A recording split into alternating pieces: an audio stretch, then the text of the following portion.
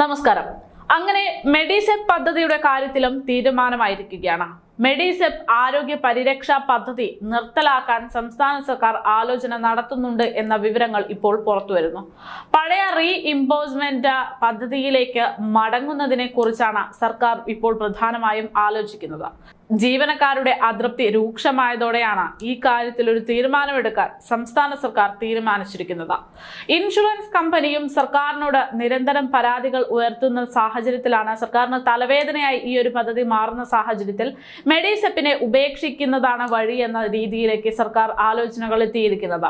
MEDISEP പുതുക്കാനുള്ള tender നടപടികൾക്ക് ധനവകുപ്പ് തയ്യാറാകാത്തതിന് കാരണം ആ പദ്ധതി നിർത്തലാക്കാൻ വേണ്ടിയിട്ടായിരുന്നു എന്നുള്ള ചോദ്യങ്ങൾ ഇപ്പോൾ ഉയരുന്നുണ്ട്.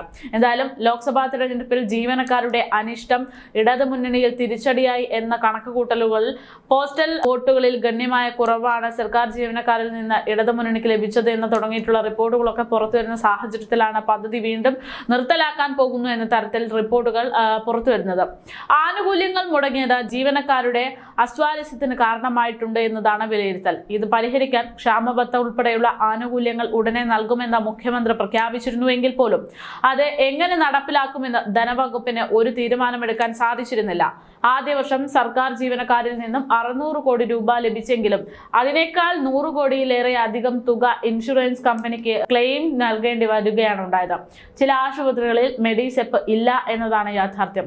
ഉള്ള ആശുപത്രികളിൽ മികച്ച ചികിത്സാ സൗകര്യമോ ലഭിക്കുന്നില്ല, ക്ലെയിം പൂർണ്ണമായി ലഭിക്കുന്നില്ല തുടങ്ങിയിട്ടുള്ള ഗുണഭോക്താക്കളുടെ പരാതികൾ ഏറിക്കൊണ്ടിരിക്കുന്ന സാഹചര്യത്തിലാണ് പദ്ധതി നിർത്താൻ പോകുന്നു എന്ന തരത്തിൽ സർക്കാർ തന്നെ റിപ്പോർട്ട് പുറത്തുവിടുന്നത്. ആശുപത്രികളിൽ ബിൽ തുക കൂട്ടി കൊള്ളലാഭം ഉണ്ടാക്കുകയാണെന്നും സർക്കാർ ശ്രദ്ധയിൽപ്പെട്ടിട്ടുണ്ടെന്നും ഒക്കെയാണ് പറയുന്നത്.